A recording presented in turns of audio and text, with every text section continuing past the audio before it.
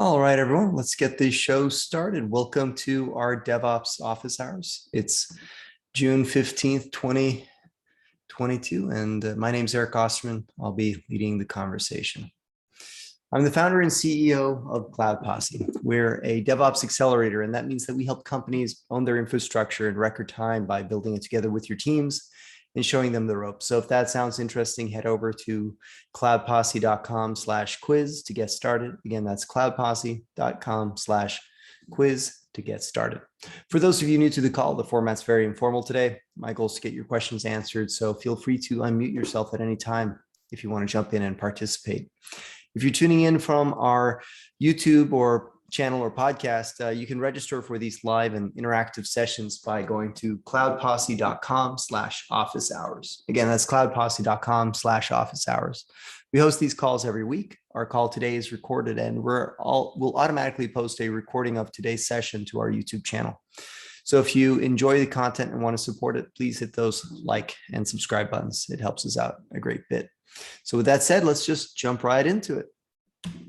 I got a number of announcements that caught my attention this week in my reader. So the first one is nice. AWS has published a guide to how to do architectural design records and when to do them. If your company isn't doing these today, there's never too late to start. We have been doing this now for the better part of the last year in terms of publishing ADRs.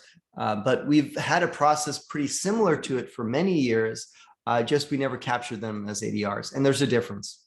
So we have a Cloud Posse, this process called design decisions, and it's where we have identified all the areas along the path of building out your infrastructure that a decision needs to be made. Believe it or not, in the very beginning when Cloud Posse existed, going back to like 2015, we never had any design decisions. We just plowed through everything and delivered a solution to the customer. And for the most part, they went for it. But then every now and then there was something that was, not done to expectation, like maybe not enough subnets or not enough VPCs or something like that. And we learned that, well, that's why we should have design decisions. Like, why are we deliberately deciding to do something at this point in time?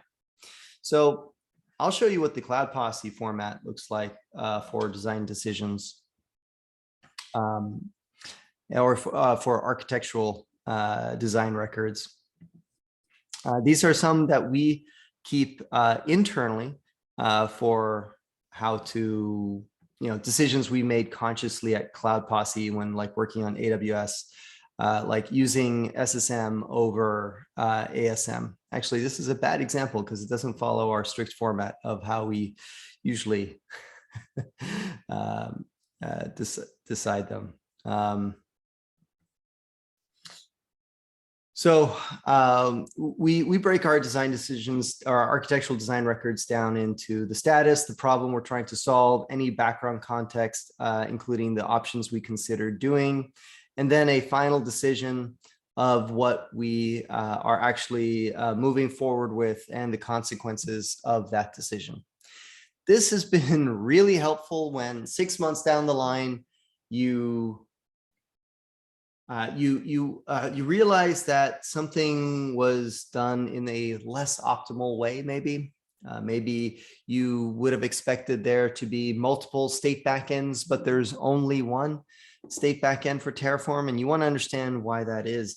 And at the time, it made perfect sense why you went with the option you did. And then, 6 months down the road, you're more aware of new things and new trends, and then that decision looks stupid. But this is why it's so nice to have this record, because it puts everyone, holds everyone accountable for what was decided at that point in time, but it lets you have a running record of the decisions and as they change. So you can refer to those down the road. There's many different tools out there for doing ADRs. One of the tools that we're using is this tool called Matter, and it's MADR. It's a little Go Clyde, and it supports a simple template structure. And then you can, is this the one we're using? This one doesn't look like it's in Go. So that makes me insecure, but there is one that is in Go, and that's what we're using. And it'll automatically generate your index of design decisions. It'll automatically find the next index number, like an incrementing number of your design decision. And it works pretty well for that. Is anyone else practicing using architectural design records?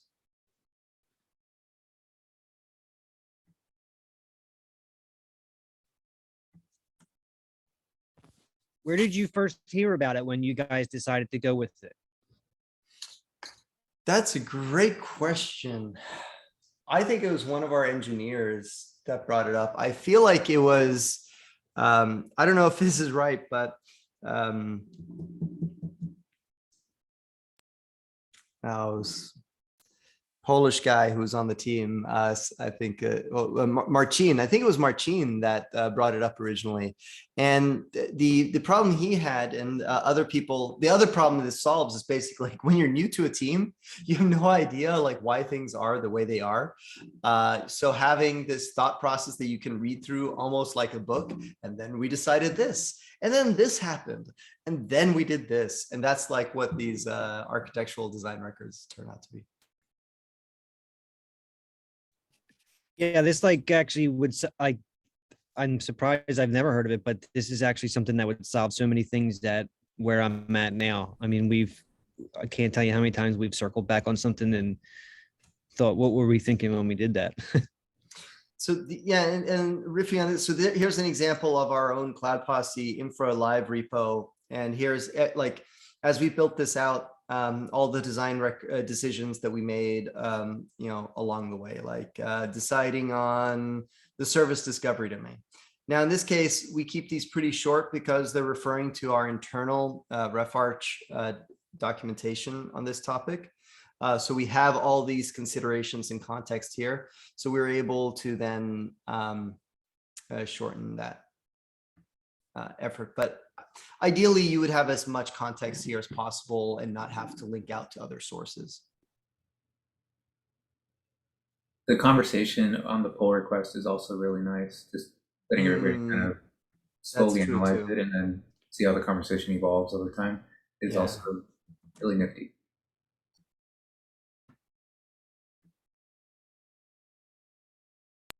So here's an example of that. So for the same reasons, having documentation through Git and enabling the pull request process.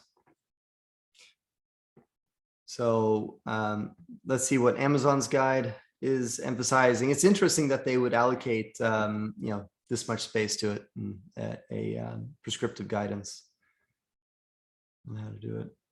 Now it's interesting that best practice ADR process. Let's see what tools they link to, if any. And they're not, which is kind of weird, if you ask me.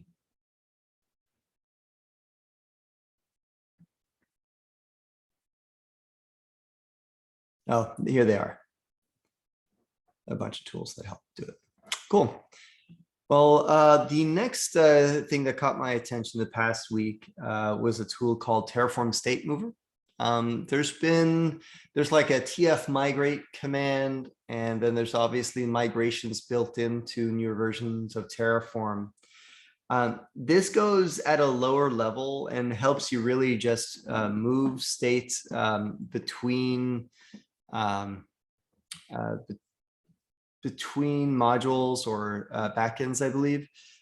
You can see the interactive process here. So he's just showing an example of changing a resource by name there. Now, what's cool about Terraform State Mover is that it's interactive.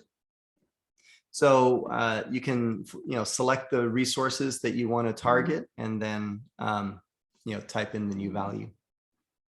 So if you're doing any Terraform refactoring, maybe this is helpful. The next tool was this. So I'm always on the lookout for how other people are doing Terraform in CI. We've been doing this for many years, and I feel like we've never nailed it perfectly because there's always things I wish you would do differently or things like that. But what I liked about this was seeing just another implementation of this. Now, this was based off the Mercari tool, TF Notify originally, and then I guess they've diverged and added additional functionality. What I think is nice about this is what it's highlighting in the PR comment here. If you're using Atlantis today, you're very familiar with PR comments. And this is nice because it's emphasizing something very negative that you want to be aware of, possibly negative, destructive at the very least. And also a summary of just what's being updated and what's being deleted, and using nice collapsible sections here for seeing the full details. Now, using comments on pull requests sounds really good in the beginning, and we've done a lot of that. But in the end, especially during development, it gets really annoying when you have 50 comments that are all from your CI and like 2 comments from humans. You really just want to see those 2 comments from humans for the most part when you're doing that review. So I think the long-term solution that if you're doing CI and Terraform is not to do comments. Any contradicting opinions on that, or anyone else empathizing with that?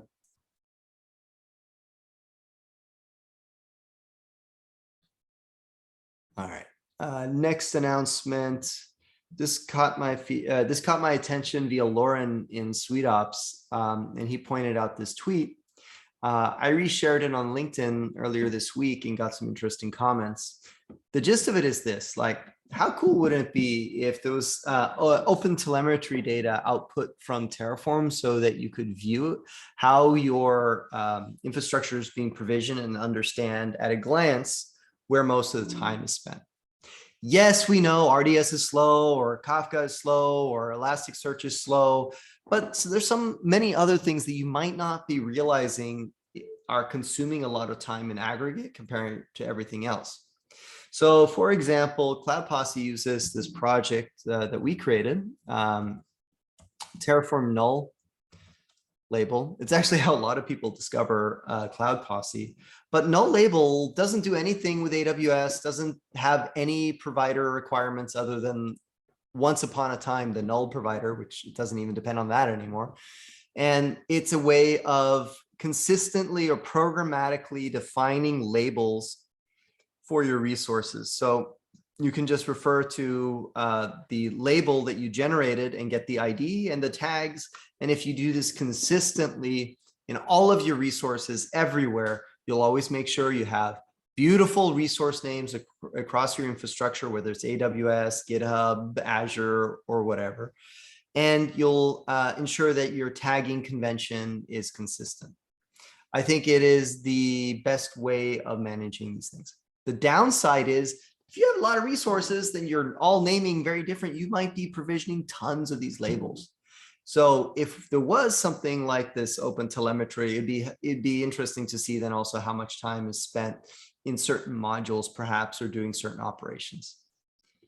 So one of the comments in the LinkedIn post that I did was, well, telemetry is really for application developers to be able to refactor their code to make it more optimal or reduce the calls to some things. And the same is true for Terraform. I still consider us application developers. Yes, we're using HCL. Yes, it's not TypeScript, Java, Golang, or whatever. However, one case I'd like to bring up is when we, so Cloud Posse, we design our infrastructure in this form of using stack configurations. These stack configurations are defined in YAML, and they can grow pretty large. We implemented this in native HCL for the longest time, doing deep merging of YAML, and our Terraform was taking longer and longer and longer. We were at the point where just reading the YAML took 45 minutes before we did one lookup on AWS.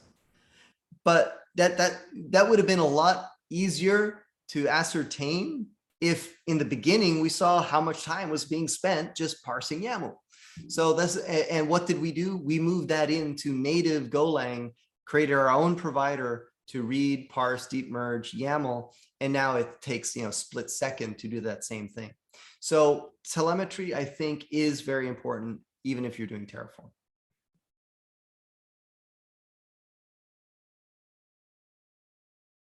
Any questions on that? Anybody think that'd be cool or wish they had this?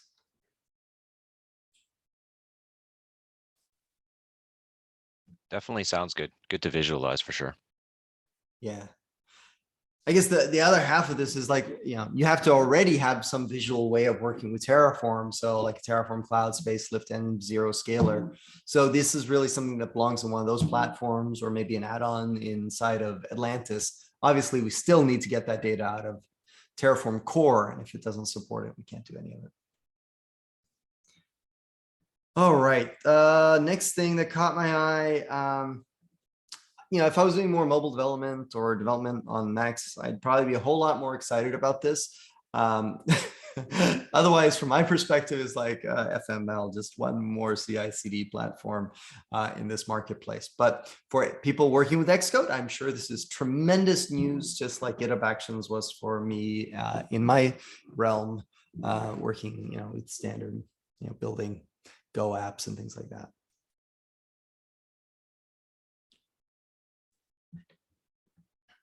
Other announcement here is, Terraform 1.3 is out. And so are unpopular backends. So they are biting bullet and cutting out some things that once upon a time were super cool, like etcd and, a highly available backend state store using the Raft protocol. So it's decentralized. Yeah, I guess people aren't using that too much anymore. Swift and Manta are also out, and Artifactory. Any other things that caught your attention?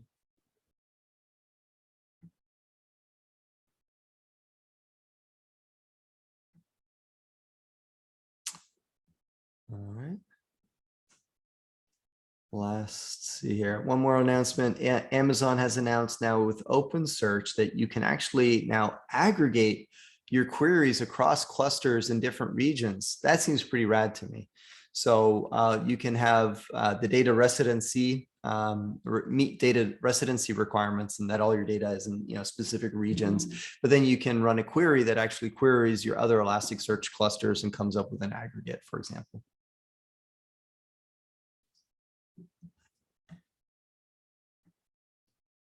And my last announcement was that Aurora, which they keep, Amazon keeps investing in, and their Postgres compatible edition now supports zero-downtime patching of versions. So I'm not sure does it say, is it just patch releases? Or can it do, minor versions or patches. So that's pretty nice. All right. Any other cool announcements caught your attention this week?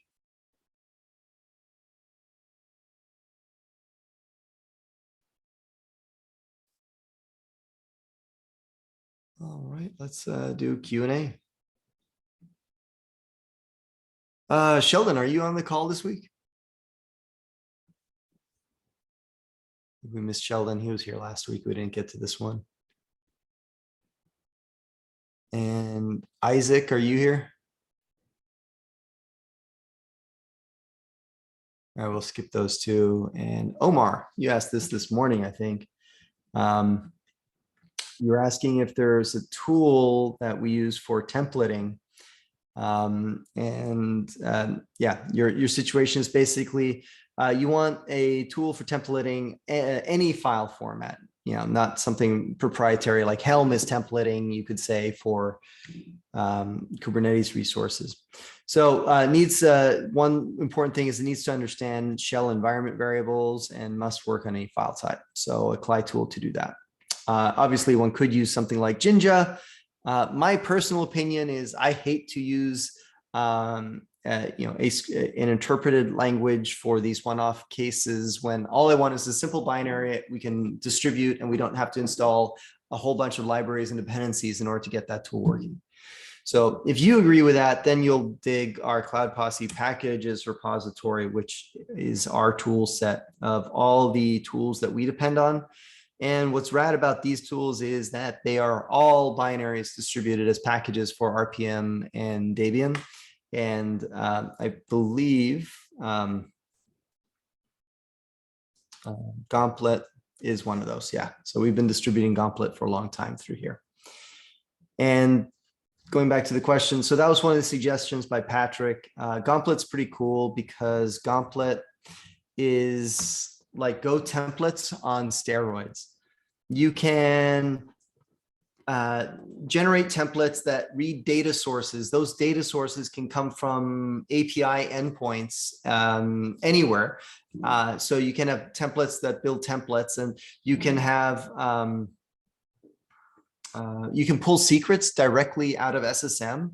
So if you want to format your template, your code, or things that you're generating with stuff that is sensitive, but hopefully ephemeral and you're not committing anywhere, then this is a good option too. It has iterators and a whole slew of additional functions. In addition to supporting, I think, all of the standard Sprig template functions, he's added a number of additional ones to make it just the Swiss Army knife of templating. Now, if you're templating YAML, like maybe reconsider like what you're doing. But if you're templating, you know, other things that aren't as structured, then this is definitely a great tool. Any votes of confidence for Gauntlet?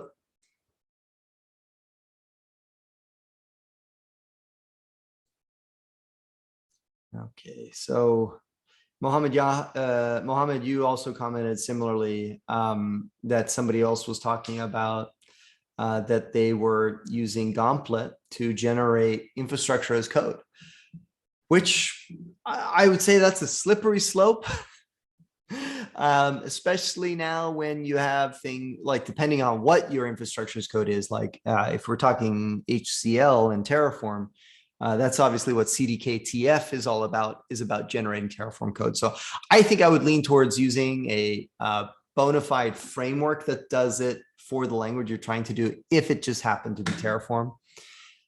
And then, you know, CDK, I believe it supports Golang now. It does TypeScript, it does Python. There's a bunch of languages supported by CDK.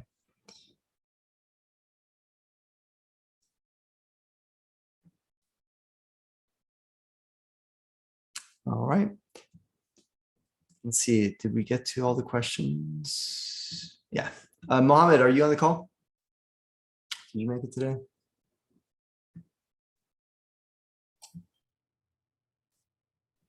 All right, well, I see, was it one person's raising their hand?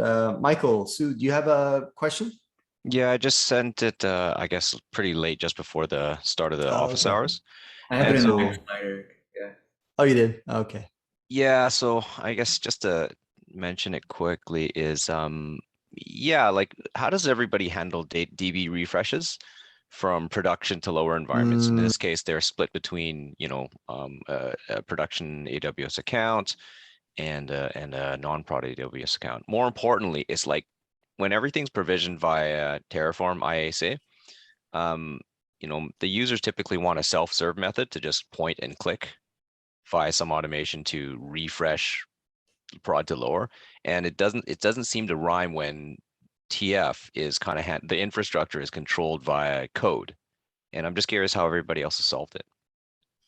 Yeah, that's a tricky question. I would say it even held up one of our deals earlier this year. So let me get to the gist of this problem is like, okay, so there's two problems here. There's one is you have live data in production, and you have your staging and dev environments, aka lower environments, and they need some fixtures or some data to operate on. In the simplest sense, you can just generate those, and that's great just from like validating that the app works. but depending on your application, it might be useless. Like if that data isn't at a similar scale to what you have in production, or if you're doing anything with statistics and ML or AI, you can't just have randomized data there, because you have no way to intuit if the recommendations are remotely relevant. So you need something realistic. So then how do we get realistic data in staging and dev that is not exactly production? Because I would say almost every company using live data, even if it's just a snapshot in staging and dev, is a major taboo, a big no-no, because you might accidentally send out an email blast from your staging server to 100,000 of your customers, and that's embarrassing, and been there, done that. You might have more sensitive PII or PHI in that, and that's not tenable. So this is why it never has a generic, like, I cannot point you at a turnkey solution here, go do this, and you're set. You're going to need to have a data scrubbing process, and how that's implemented if you're using like step functions or AWS Glue or your own proprietary way of doing that. And then that's also going to be determined by how large is your data. Are you doing that on a terabyte of data, 4 times a day, or is it once a week, or how frequent that is? Because that's going to determine the approach and how long it can take to do it. So before I move on, am I resonating on anything there? Yeah, I think that's understood, that we have basically a post refresh process that will handle that scrubbing or the de-identification. I'm more curious about when the concept of Terraform, in terms of like everything's controlled via code, but it doesn't seem to rhyme with what I've seen other teams do, is they'll just script it out via either an Ansible or a set of AWS CLI commands. And so suddenly your state doesn't really match what has been, refreshed. And that's my curious. I'm just curious how other people have handled that. So I can give you a few patterns on doing that. Also, I'm not really for the post refresh scrubbing. To your point, like just trust that snapshot will be restored, and trust that it will be scrubbed after it's restored. I don't like that idea. I think that there should not even be a snapshot available that is not scrubbed for those lower environments, because otherwise, mistakes will happen. Now, but to answer your point specifically, how would that be implemented in a more Terraform centric way, as opposed to your conventional like Bash scripting, Python scripting, Ansible scripting, doing an ETL, for example, on a database dump? All right. So the 2 ways that I can think of off the top of my head, one would be a Terraform centric way, where you're using AWS backups to generate a snapshot on a periodic basis from production. You're giving a IAM role permission to take that snapshot, or you're replicating that snapshot to the other account. And then because you're using a Taco platform, Terraform Cloud, you're using Scalar or Spacelift or M0. I can't speak to the experience of all of those that I don't have, but with Spacelift, there's a very interesting thing that you get there. It is drift detection. So now what you do in your lower environments, you just need a resolver. You need something that looks up what the latest snapshot is. And then using drift detection, and you can set up basically how often you want those databases to be refreshed. Is it once a day? Is it once a week? So that then we set our drift detection to be once a day or once a week. And then the resolver will always pick latest. So now what we do is we can just replan that Terraform code. It'll see, look, snapshot ID is not the same. Let's rebuild the database with this new snapshot ID and Terraform it out. But that assumes that you have all the other scaffolding that I talked about in place. So that's option 1. Option 2. Now, they're different. Not all lower environments are the same. So you have lower environments like staging or QA, and then you have maybe a dev, and those are typically in architecture similar to what you have in production. So if you have an RDS database in production, you have an RDS database in staging and dev. There's this other thing called preview environments that we're a fan of, and these are short-lived ephemeral environments. And for those, we do not recommend using RDS. So now we are suddenly shifting technology. We're going from having managed infrastructure like an RDS database to something that needs to be faster, more ephemeral, like a container. So how do we go from having an RDS database to a container, and how do we get that container refreshed?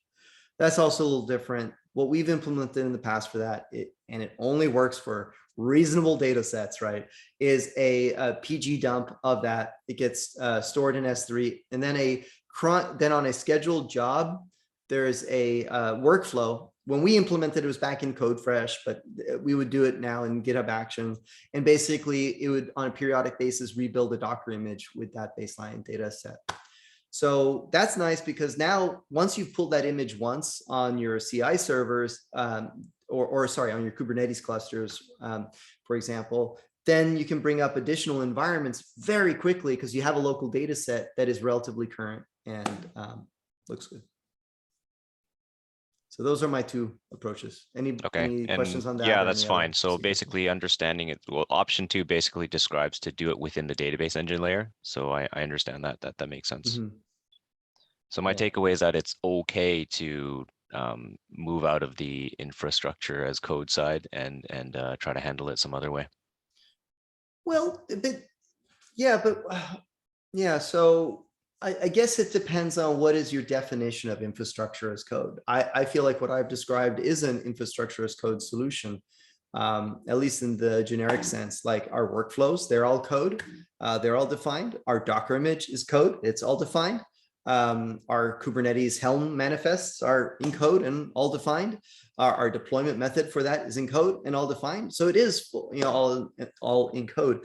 What we want to get away from, in my perspective, what we want to keep is that GitOps piece. So there's a automation for getting that out there, and get away from the Joe runs this command, whether it's Terraform, whether it's Ansible, whether it's this shell script, once a day to refresh it. I don't like that. Yep, that's awesome. Thank you.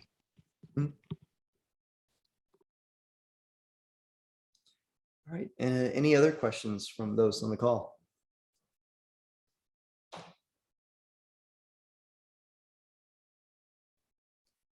All right. We have some questions here from I guess Slack chat. Does the Cloud Posse solution scale? Let me get some context on that. You will not find it. I will not. Okay. You won't even find a question there. Oh, okay. Is it something you still have, or you want to talk about, or? Sure. So I ran some scalability issues somewhere, and I'm just wondering, in terms of auto scaling and just like having multiple developers run it at the same time. Yeah. So I think there might be like 3 different kinds of scaling that I'm thinking about. So auto scaling, scaling to having multiple developers work at the same time, where you might have contention, and just scaling to a massive website that just ends up being a lot of different moving pieces. Yeah, so I mean, gosh, there's so many areas of scale. There's the organizational scaling, as a company goes from bootstrap to startup to post Series C to enterprise, to late enterprise. Those are different generations and different requirements. There's there's scale in terms of the amount of data you have. There's scale in terms of the amount of users or transactions or requests you have. There's scale in terms of people working concurrently on the same pieces of Terraform code and how you deal with that. And there's scale to just managing maybe not tremendous volume, but just sheer size of Terraform code, the number of components that you deal with. So for each one of those, I think we have approaches that we do, and I could show you, through from the infrastructure as code piece, how it helps.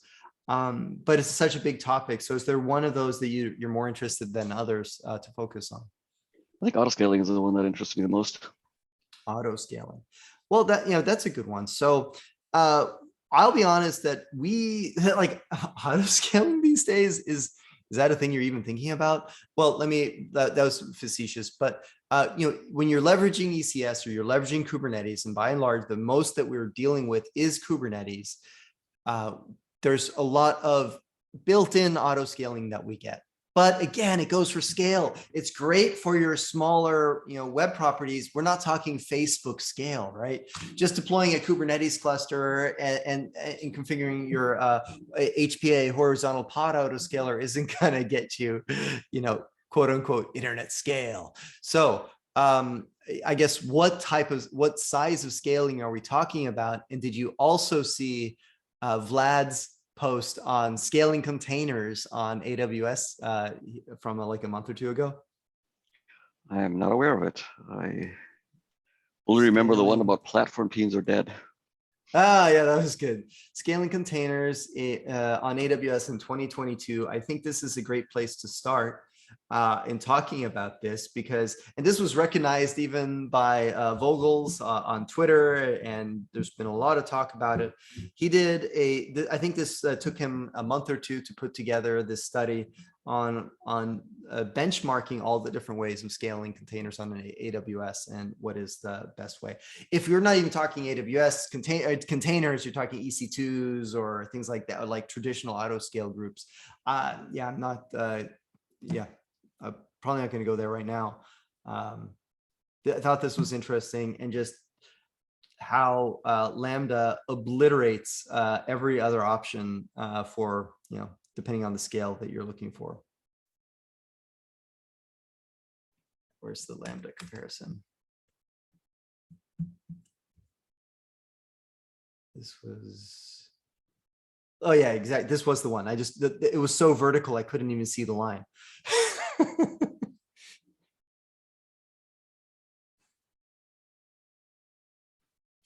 Do you want to talk more about your specific use case? Are you scaling auto scale groups? Are we talking Beanstalk, Kubernetes, ECS? Are we talking storage or something else?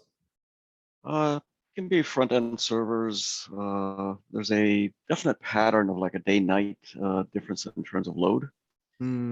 That it seems like it might be, there could be some money saved if certain resources get spun down at times of less load. And what is the technologies? Is it just pure EC2s, or is it on ECS or EKS or Rancher? There's a mixture. There's a mixture. So some of it is EC2, some of it is containers running on EKS. Yeah.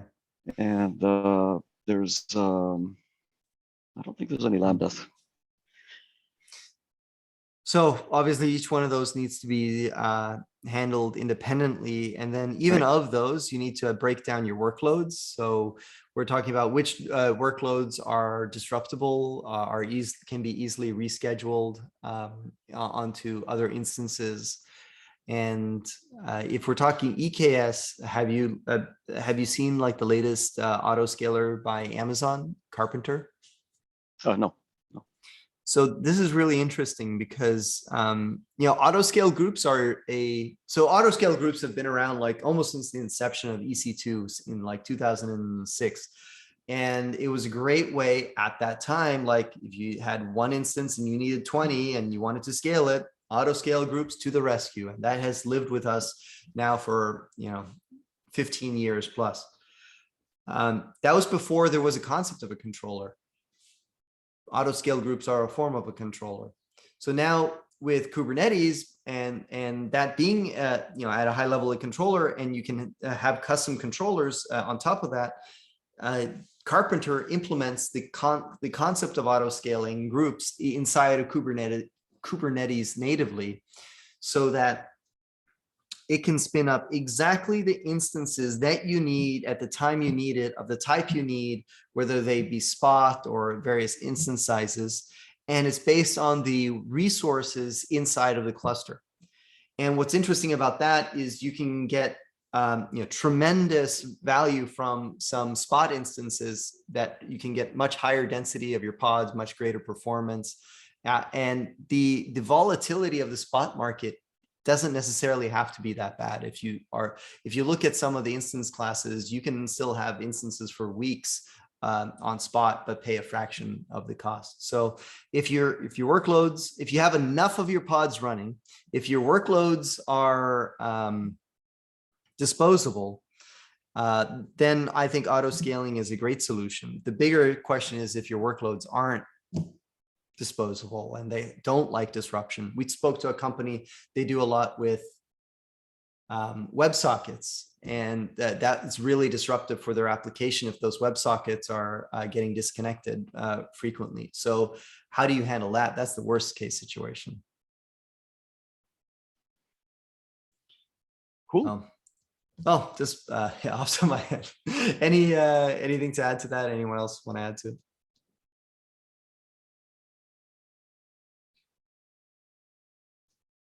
All right. Let's see, check out the chat. No more questions there. Check out Zoom. Database refreshes. Yeah, that was the one we answered. AWS SSO for sub-account access versus TF mod approach. Eric Berg, are you on the call? He's not, and it's a shame because I'm interested in the same question, but it's yeah. And we're also out our SME on this. So Matt is gone until July 1st. So I'd prefer he answer a lot of those questions. I can try and do some though.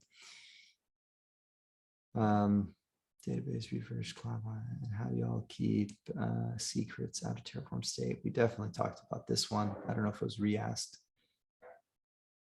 And then how to efficiently run apps underneath Kubernetes. So I think this is an interesting one. But I don't believe Andy, who asked the questions on the call, and I can just share what I've done in the past, but I'm more curious to see what people are doing today. So the question was back on June 8th, any teams out there running PHP apps in Kubernetes? We currently are running them as fat containers with PHP FPM, Nginx bundled together. And a while back attempted to use Roadrunner, but it cost developers pain and we gave up trying. So one such PHP FPM Nginx service runs with 20 pods at peak serving 2,000 requests per minute. Another peaks at 15 pods. Just curious as to what is considered as the best practice here. Do fat containers in Kubernetes matter? Is splitting out Nginx onto its own deployment and a service worth approaching? And yeah, let's riff on this one. So I think what he's getting at is generally fat VMs or fat pods rather on Kubernetes is discouraged. So in the historical model, like if you look at how to scale WordPress or how to scale PHP back in the day, like the #1 performant pattern is you use Nginx, use PHP FPM. Before that was PHP CGI maybe, but PHP FPM, and you have a process manager that helps you spin up both. Now, that works if you're just thinking about a single server and that server optimizing the workloads to use up as many cores as are available and efficiently manage memory and restarts and so forth. But that job of the process manager has now moved up the stack to Kubernetes, and you want to give Kubernetes as much of that oversight as possible so that Kubernetes knows when containers are crashing. Kubernetes knows where more resources are available. And if you're relying on a process manager inside the container, you're kind of duplicating that effort of scheduling, and it is to a degree suboptimal. I can't give a rule of thumb like it's okay to do it with 4 PHP FPM processes versus 20 PHP FPM processes. That's just through load testing and the apps. So we have a couple options here. One is that PHP FPM can be a standalone process, receive requests over TCP, and then you can just have a TCP service running a lot of PHP FPM processes with a handful of with each serving a handful of PHP requests. This complicates the architecture a little bit, and it's arguable whether splitting off Nginx from PHP FPM is an over optimization, because you're probably going to hit the limits of FPM long before you're going to hit the limits of Nginx. So you don't necessarily need to scale these tiers independently. Another pattern I'd be curious about testing is, well, first, you're going to want to split off 100% of all static traffic away from Kubernetes, right? That's going to be served by your CDN. So everything else that's hitting our origin now is a dynamic request. PHP itself supports hosting, handling basic REST requests. And those REST requests are already behind a load balancer, behind an ingress controller. So they are not directly exposed. So I'd be curious, how it performs if PHP is just serving the requests directly, and you allow all the scheduling to be managed by Kubernetes itself. And architecturally, I think it's the right way to go. Performance-wise, it has to be empirical, and you got to test it and see if it actually scales. Any other thoughts to scaling PHP on Kubernetes?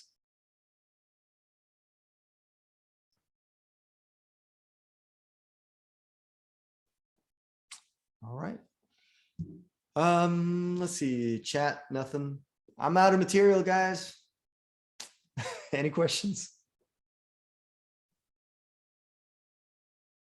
Observations, accomplishments, announcements, news. Otherwise, we can just end it early today. All right. Well, I think we'll leave it early then. Thanks everyone for participating. See you all next week, same time, same place. If you haven't yet subscribed to our YouTube channel, go to youtube.com/cloudposse. Again, that's youtube.com/cloudposse, and please subscribe. I love connecting with all of you on LinkedIn. If you haven't already, add me. It's linkedin.com/in/Osterman. And let me know if you came from Office Hours or sweetops. I always like to get that feedback. We have our weekly newsletter. You can go to newsletter.cloudposse.com and subscribe. It's where we share all the things that hit our radar, cool announcements and so forth. Our Slack team at slack.cloudposse.com. We got over 5,000 brilliant people that participate there. And if you are interested in working with Cloud Posse, just go to cloudposse.com/quiz, and let's see if we're a fit for what you're looking for at this time. Wish you all a great rest of your week. Take care.